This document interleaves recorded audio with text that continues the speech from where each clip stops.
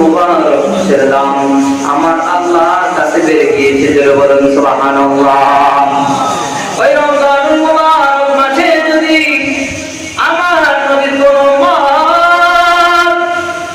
একবার আলহামদুলিল্লাহ বলে, একবার সুবহানাল্লাহ বলে, একবার আলহামদুলিল্লাহ বলে, একবার আল্লাহকে আল্লাহু আকবার বলে ডাক দেয়, কোরআনুল কারীমের এক অক্ষর তেলাওয়াত করে, ওই এক অক্ষর তেলাওয়াত করার কারণে এক নেকি থেকে 10 নেকি, 10 নেকি থেকে 70 নেকি, 70 থেকে 700 নেকি পর্যন্ত আমার আল্লাহ বৃদ্ধি করে দেয়। সেটা হচ্ছে কোরআনুল কারীমের কারণে রমজান দামি হয়েছে।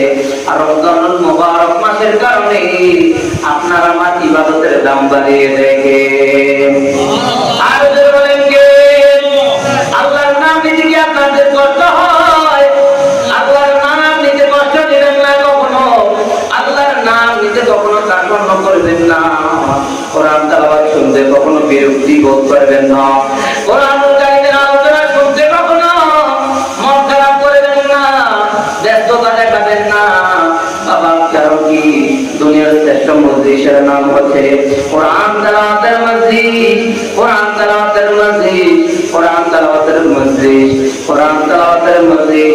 দুনিয়ার শ্রেষ্ঠ জায়গার নাম হচ্ছে মসজিদ। জোরে বলুন সুবহানাল্লাহ। আমার আল্লাহ বলে আমার নবীর মাধ্যমে আমার নবীকে জানিয়ে দেয়, নবী আপনি জানিয়ে দেন উম্মত মুহাম্মাদীকে আল্লাহ আহাব্বুদ দুনিয়া, এই দুনিয়ার জমিনে আল্লাহ যে জিনিসকে সবচেয়ে বেশি ভালোবাসে সেই জায়গার নাম হচ্ছে মসজিদ। আমার আল্লাহ রাব্বুল আলামিনের ভালোবাসার জায়গার নাম হলো মসজিদ।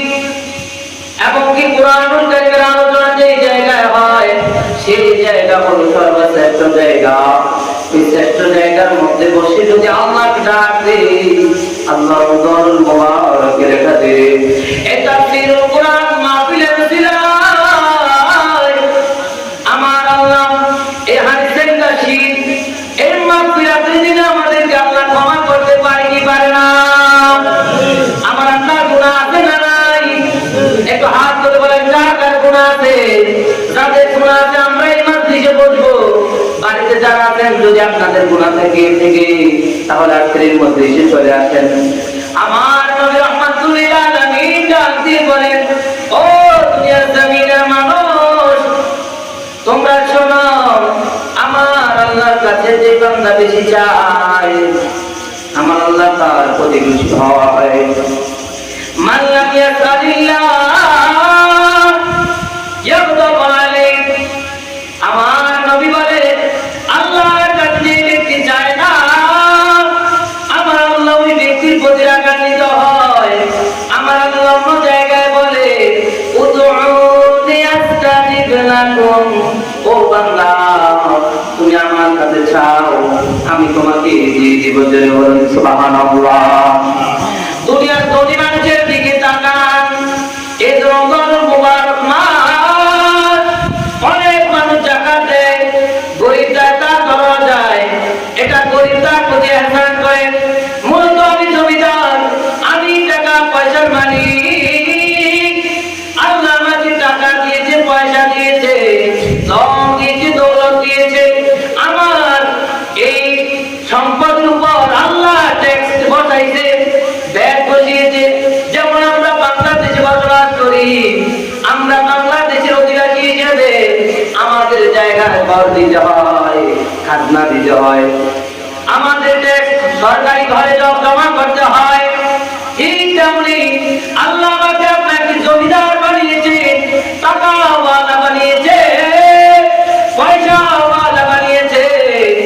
এর মানে এই যে আপনাকে টাকাওয়ালা বানিয়েছে, আরেকজন গরিব আপনার পক্ষ থেকে পাওনা ট্যাক্স বসিয়েছে আমার আল্লাহ জমিদারের সম্পদের উপরে। ওই জমিদার কর দিতে বাধ্য গরিব থেকে, ওই করের নাম হচ্ছে জাকাত, যেটা ইবাদতের মালিক। মাল কত ইবাদত,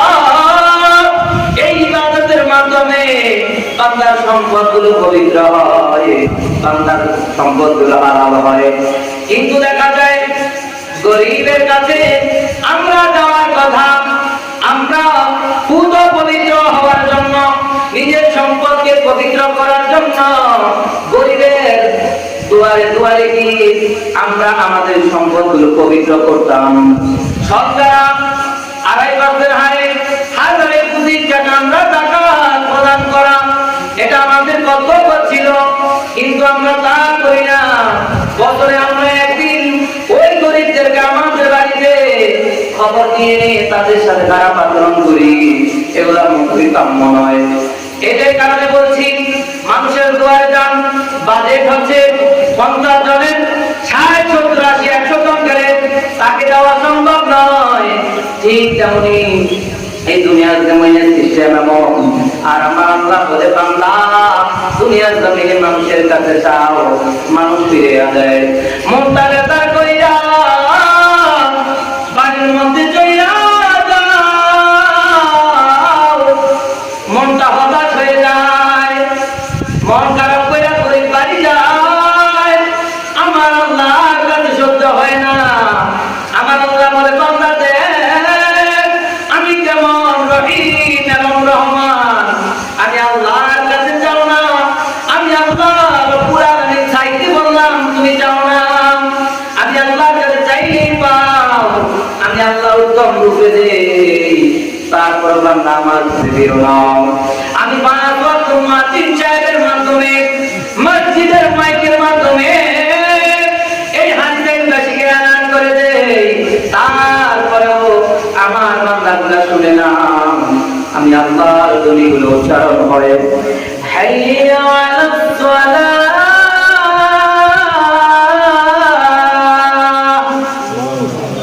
হাইয়া আলাল ফালাহ।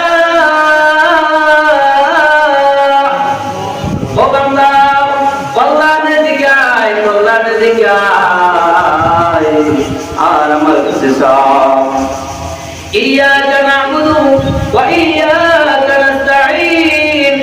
আমার কাছে সাহায্য চাও, আমি আল্লাহর ইবাদত করো, আমি আল্লাহ তোমাদেরকে দিয়ে দেব।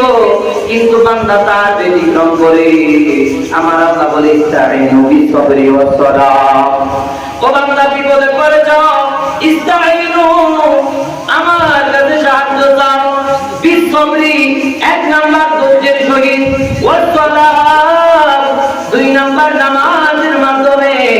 2টা পদ্ধতিতে আল্লাহর কাছে যখন চাইবেন, আমার আল্লাহ যে বলছে, উদউনি আস্তাজিব লাকুম, বান্দা আমার নিকট চাও, আমি তোমাকে দিতেই বাধ্য, আমি তোমাকে দিয়ে দিব। বান্দা অভাবে আছো, সহ্যের মাধ্যমে, নামাজের মাধ্যমে, আল্লাহর ঘরের মধ্যে সিজদা দিয়া আল্লাহর কাছে বলো, আল্লাহ বান্দা তো তোমার, বানিয়েছো তুমি, বলো আমি যাবো কার কাছে? আল্লাহর কাছে যখন চাইবেন, আমার আল্লাহ বলে, আমি যেই ডাইমেনশন দিয়েছি ধৈর্য এবং সালাতের মাধ্যমে আমার কাছে চাওয়ার জন্য, আমার বান্দা যখন এই ডাইমেনশন গুলো মেনে চলেছে, আমি আল্লাহর বান্দাকে না দিয়ে পারি না। আমি আল্লাহ বান্দাকে উত্তম রিজিকের ফয়সালা করে দেই। জোরে বলুন সুবহানাল্লাহ। আর যে ব্যক্তি আল্লাহর উপর সন্তুষ্ট রাখবে, অল্প খাবার পর আলহামদুলিল্লাহ বলবে, আমার আল্লাহ সূরা তালাকের 3 নম্বর আয়াতের মধ্যে বলে, ওয়া মান ইয়াতাওয়াক্কাল আলাল্লাহ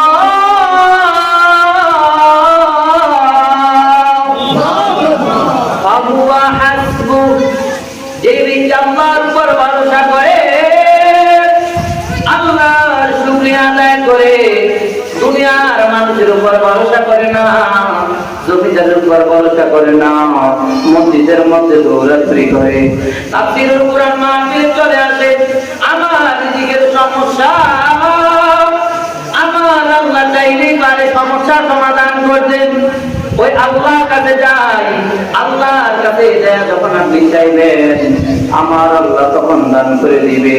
আমার আল্লাহ বলে, এইরকম কনফিডেন্স যারা রাখি, আমি আল্লাহর প্রতি আত্মবিশ্বাস রাখি, আমি আল্লাহর প্রতি ভরসা যারা রাখবে, আমি আল্লাহ রাব্বুল আলামিন তাদের জন্য যথেষ্ট।